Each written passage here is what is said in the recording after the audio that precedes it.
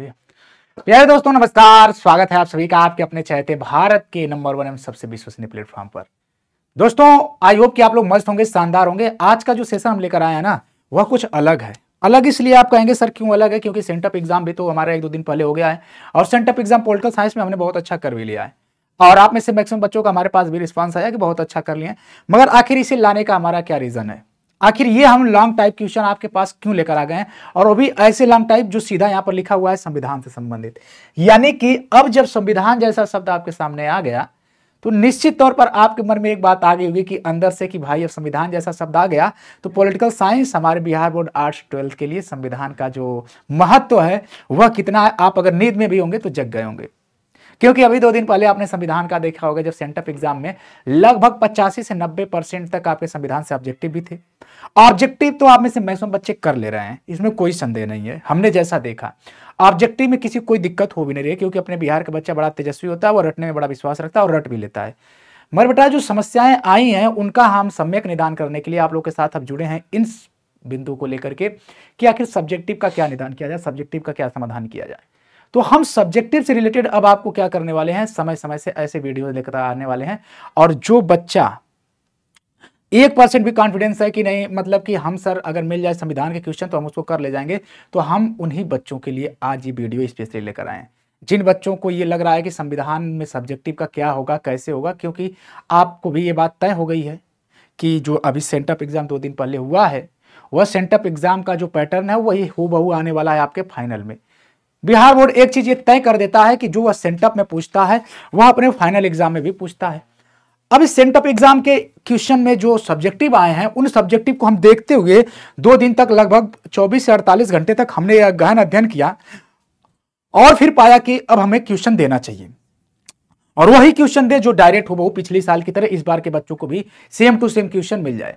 तो अब वह क्वेश्चन हम लेकर आए हैं, आप बने रहिएगा। 8 से 10 मिनट की वीडियो होगी मगर ये बड़ा हेल्पफुल होगी आपके लिए, यकीन मानिए हमारी बात का। और ये वीडियो आपके लिए हम लेकर इसलिए आ गए हैं ताकि आप अच्छे से कर पाए। तो चलिए, आप लोग अगर नए हैं तो बेटा चैनल को सब्सक्राइब कर लीजिएगा, पुराने तो बेटा एक बार लाइक तो वीडियो को कर ही दीजिएगा और कमेंट में जरूर बताइएगा कि ये क्लास आपको कैसी लग रही है और ये मुहिम हमारी कैसी लग रही है। क्या ये अच्छा है, क्या ये सब्जेक्टिव क्वेश्चन आपको देना आपके लिए लाभकारी है, हितकारी है या नहीं है, क्या आगे आपको चाहिए या नहीं चाहिए, ये भी कमेंट करेंगे। तो कमेंट के माध्यम से ही हमें पता चल पाएगा, बाद में देखेंगे तो ठीक है। हम बेटा आपसे बात करेंगे जैसे कि संविधान से संबंधित जो दीर्घ उत्तरीय प्रश्न है, और ज्यादा नहीं, आज 10 हम आपको 10 क्वेश्चन दिया करेंगे और ये भी आप बताइएगा कमेंट्स में क्या इसका आंसर भी चाहिए। क्योंकि ये देखिए ये क्वेश्चन हमने यहाँ पर आज हिंट भी दे रखा है। आज हम सोचे बहुत से बच्चों को इसके पहले क्वेश्चन दिए थे उनको हिंट चाहिए था। भारतीय संविधान की प्रमुख विशेषताओं का विस्तार से वर्णन कीजिए। जो हमारा संविधान है उस संविधान की जो विशेषताएं हैं उन विशेषताओं के बारे में हमसे पूछता है।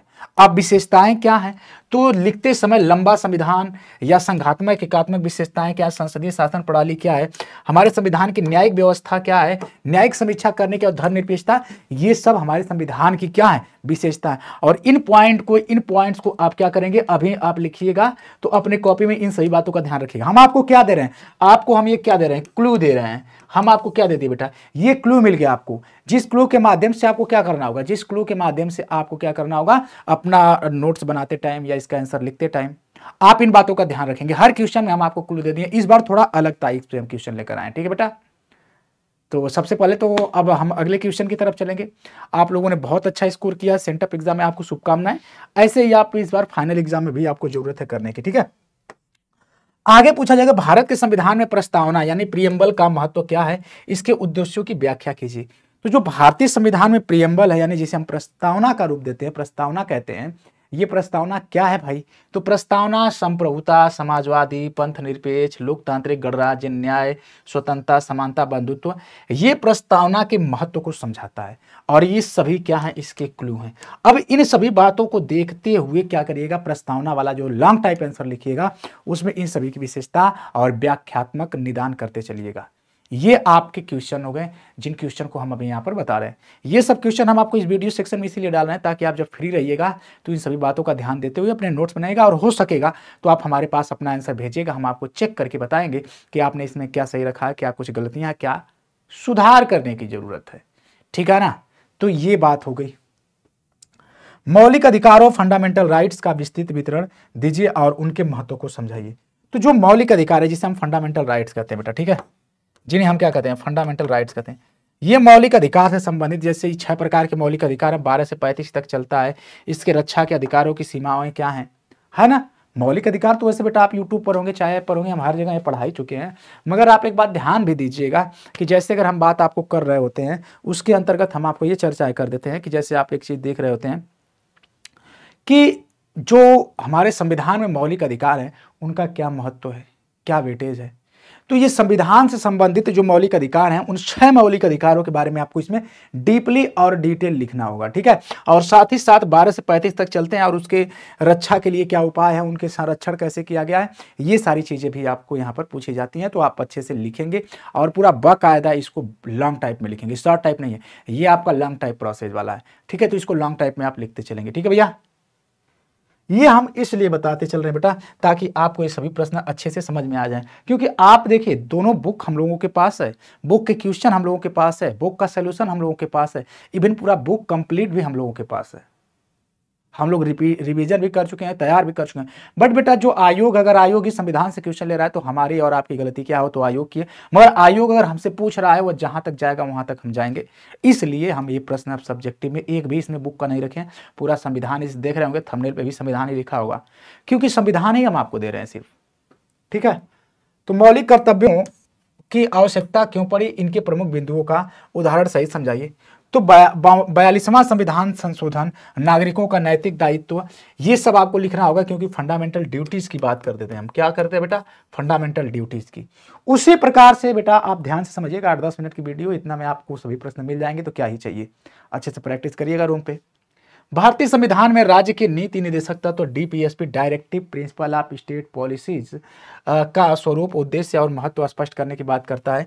तो कहेंगे अनुच्छेद 356 से समाजवादी राज्य की अवधारणा, ये सब लिखेगी 56 से लेकर 51 तक जो राज्य के नीति निदेशक तत्व की बात होती है आप उसको लिखते हैं, और वही आपको एग्जाम में भी लिखना होगा।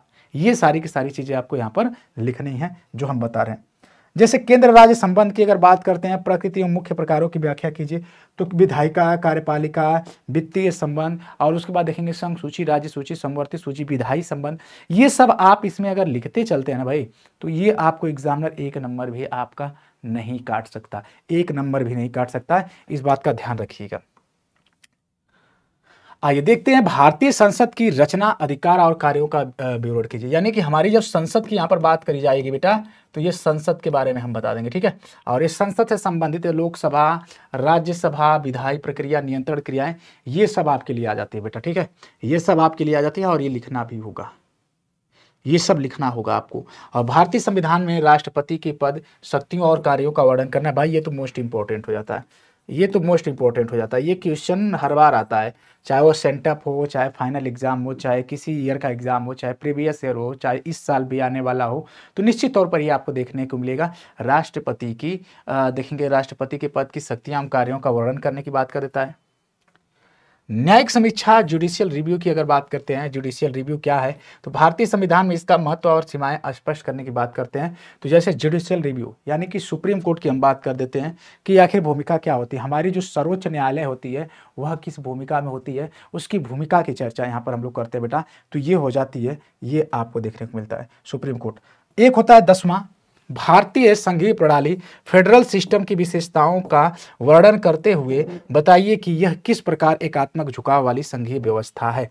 तो इसमें आप संघीय प्रणाली की अगर हम बात करते हैं तो हमारा केंद्र राज्य संबंधों की जैसे हमने बात किया था, उसी प्रकार हम जब बात करते हैं तो केंद्र राज्य संबंधों के साथ साथ देखेंगे कि केंद्र की क्या भूमिका होती है, राज्य की क्या भूमिका होती है, और केंद्र राज्य से किस प्रकार शक्तिशाली है। ये सारी चीज़ें हम लोग यहाँ पर देखते हैं, क्योंकि भैया ये संविधान का पार्ट होता है, तो संविधान के पार्ट में ये सारी की सारी चीज़ें लिखनी होती है। तो ये आप सभी लोग लिखेंगे और ये लिख करके आप हमें भी भेजेंगे, कमेंट सेक्शन में भेजेंगे कि क्वेश्चन कितना अच्छे लगे आपको। और हमने यहाँ पर क्लू भी दे दिया है, सभी क्वेश्चन के हमने क्या दे दिया है, क्लू दे दिया है, ताकि आप लिखे तो आपके मन में हिंट हमने दे दिया, एक प्रकार से क्या कहा जाए, हमने आपको एक हिंट दे दिया ताकि बच्चा लिखे तो धीरे धीरे आप क्या करें, अनुभव लेते जाएं, एक्सपीरियंस लेते जाएं, प्रैक्टिस करते जाएं, जिससे कि आपकी तैयारी शानदार होती जाए बेटा। आपकी तैयारी क्या होती जाए, आपकी शानदार तैयारी होती जाए, ठीक है ना। तो हम यही चाहते हैं कि हर एक बच्चा ऑब्जेक्टिव कर ले रहा है, मगर सब्जेक्टिव में हर एक बच्चा फंस रहा है, तो जैसे ऑब्जेक्टिव कर ले रहा है हर बच्चा, उसी तरह से सब्जेक्टिव भी कर ले जाए। इन्हीं बातों के साथ हम ये चाहेंगे कि इन प्रश्नों को आप हल करिएगा। अगर आप हमारे पास भेज सकते हैं किसी माध्यम से, सोशल मीडिया पे चीज़ किसी तरह से, तो आप देखेंगे कि हमारे पास आ जाएगा, तो हम उसको चेक कर लेंगे। या फिर आप देखेंगे कि इसी कमेंट बॉक्स में लिख देंगे तो भी हम चेक कर लेंगे क्या गलतियाँ रह गई हैं। ठीक है, तो अब इन बातों के साथ हम अब अपनी इस क्लास को यहीं तक रखेंगे। अगर फिर भी किसी को अगर कोई डाउट होगा, कोई दिक्कत होगा, तो कमेंट में बताइएगा। और हाँ, ये वीडियो अच्छी लगी है और इसका सलूशन भी चाहिए तो एक बार आप हमें जरूर कमेंट करके बताइएगा। बहरहाल आज के इस क्लास को यहीं तक रखते हैं, तब तक के लिए आप सभी को बेटा ढेर सारा प्यार। Love you all, take care, thank you so much. एक बार वीडियो को लाइक करके कमेंट जरूर करिएगा। Love you, take care.